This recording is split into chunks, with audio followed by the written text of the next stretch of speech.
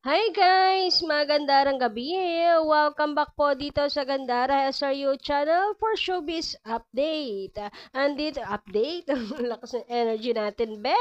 Anyway, andito na naman nga po akong muli, nagbabalik ang nagmamaganda ninyo kachismosang Kim Pao. Wala na pong iba, ako lang naman na nagmamaganda rito, si Gandara, upang magatid sa inyo ng latest update and fresh happenings patungkol kay Kim Chu and Paulo Avellino. Pasensya pala guys kagabi. Isa lang yung na-update natin tapos kanina umaga isa lang din. Bawi-bawi tayo next time. Hayaan nyo, pagdating po ng promotion ng Kim Pao, tambak-tambak ang paayuda natin para sa inyo. But before that, ay ano pala pag-uusapan natin ngayon? Ang pag-uusapan natin guys ay tungkol dito sa shooting nila Kim Chu and Paula Avellino. Si Kimi grabehan super busy. But before that guys, sa mga hindi pa nakaka-subscribe dito sa ating channel, paki-click lang po ng subscribe button natin dyan sa baba. Libre lang po yan. Paki-damay na rin po ng ating notification bell para maging updated ka at una agad kapag may bago tayong mga chika, balita about sa Kim Pao. Basta mga balita na may kinalaman kay Kim Chu and Paolo Avellino, sagot na po natin yan. So, eto na nga. Guys, si Kimi, apaka-fresh talaga naman po. Ayan, no, tingnan nyo naman. Ang fresh ng Kimi natin. Ang ganda-ganda. Grabehan. Parang akala mo, hindi busy tawa, no? Pero ang totoo, super busy niyan. Fully booked na yung kanyang schedule sa buong araw. Kanina nga po, di ba, sa Showtime, and then bigla pong pasok naman sa shooting. Kasi may shooting nga po ngayon for day 21, ang My Love Will Make You Disappear. Akala ko talaga hanggang lang sila shooting. Day 21 na nga sila ngayon. So siguro maraming inulit. Baka ito yung sinasabi na hindi daw nakapasa. Kaya kinailangang ulitin. Pero bakit ganun? Or merong mga dinagdag na eksena. Hoy, baka si Joros idinagdag.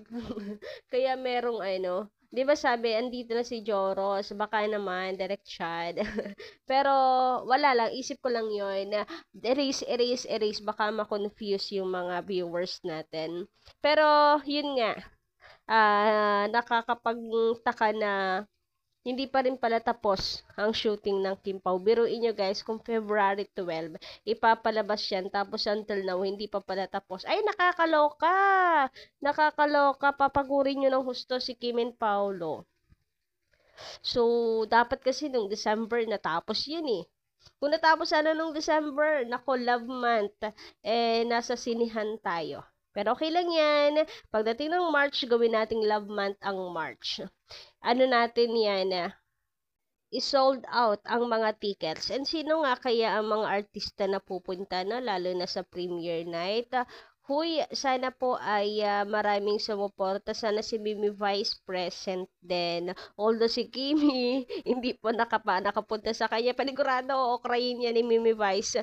Kapag pumunta siya sa premiere night, okrayin niya yan si Kimi. Pumunta ako ha, kahit hindi ka pumunta. Pero okay lang naman kasi di ba, busy-busy si Kimi at the same time, nagpa-block screening naman.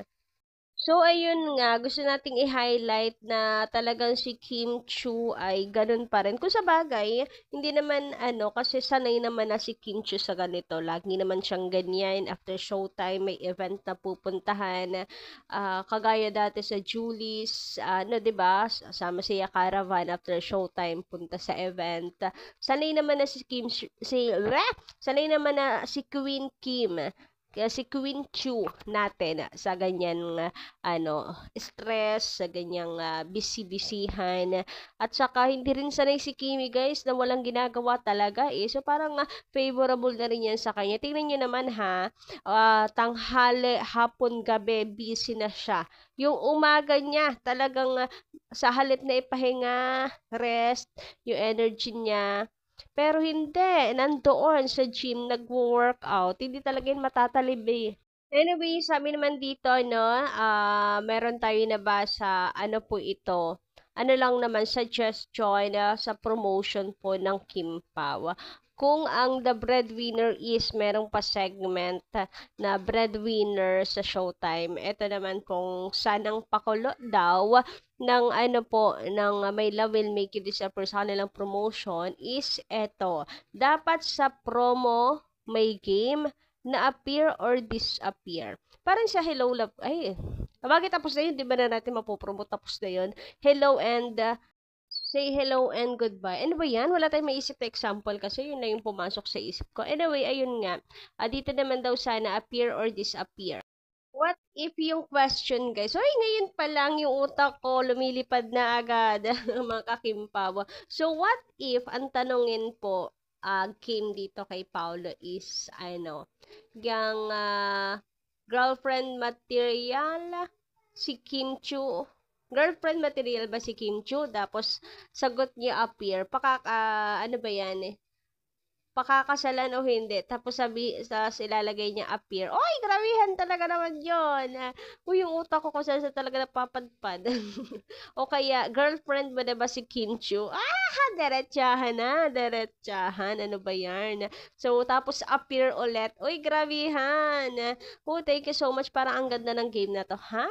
Bet ko yan, bet. Okay, push natin yan. Charot lang. Ito, sabi pa dito, bibigyan sila ng mga scenarios and they will choose if mag-a-appear sila doon or magdi-disappear. Balikan sa ex. Ay, panigurado si Kimi, disappear. Ito pa, sample scenario. Ito na nga, may sample scenario.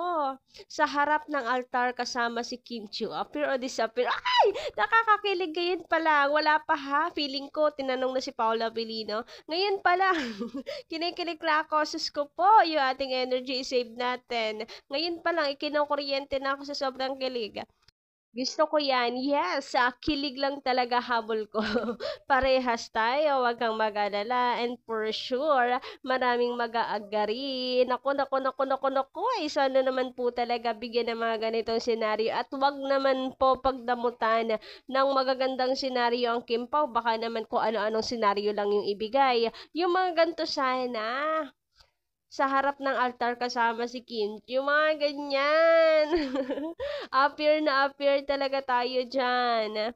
Ang bongga ng promotion, promise. Nako po, Direct Chad. Calling, Direct Chad. Pakinggan mo to. Panigurado. Blockbuster yan. Panigurado, mabenta kapag ganyan ang gagawin yon na promotion. Sus! Sasabog ang mga social media platforms, X, YouTube, yung Instagram, Facebook talaga sa notifications about Kim Pao. About sa mga pa-hashtag na yan, sigurado yan na Direct Child for the go na.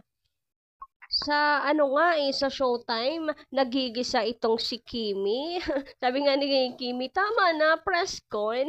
Dinaig pa ang press con. So, paano pa kapag ka-promotion, diba? Bigay todo nyo na yan. Deserve na deserve ng Kim Pao ng blockbuster. So, ay guys, tayo naman pala may hawak at merong niyan control kung ipapa-blockbuster natin yan o hindi. So, syempre, power na po tayo, power support. Talaga naman po, i-full charge na natin ang atin pong bulsa para po sa sa movie ng Kim Pao. Naku, sana. Excited much talaga. And sana po talaga si Paula Avellino ay mag-guest din sa Showtime. Panigurado doon. Guys, gisang-gisa ang Kim Pao. Naku, hindi titigil ang mga co-host nila dyan hanggat walang nakukuha. Hanggat walang umaamin, charot. Charot lang. Siyempre, gagalang natin i-respeto si Kim and Paulo. Pero, kung sakali, diba, alam naman po natin sila. Ayan, botong-boto sa Kim Pao, kinikilig din. Kahit nga po wala pang movie, sila naman ay talaga namang, for the go. Talagang kinikilig po sa Kim Pao. So, kailan kaya ang guesting ni Paula Avellino? Para nakakainip tuloy. Ay, excited much. Kailan kaya yan? Sana masimula na talaga ang promotion ng Kim Pao. Dapat masimula na. Kaya siguro tinatapos-tapos na nila itong shooting. Kahit si Kimi galing Showtime for the go sa shooting. Dahil para matapos na, para makapag-promote na sila. May oras, mahabang oras para sa promotion. So, hanggang dito lang po muna, no, ang ating update. Maraming salamat po sa inyong pakikinigan. Syempre, lalong higit sa lahat, ay ang pagsuporta nyo sa Kim Pao. So, hanggang dito lang muna. Thank you so much. And don't forget to click the subscribe button and notification bell for more updates. Bye-bye!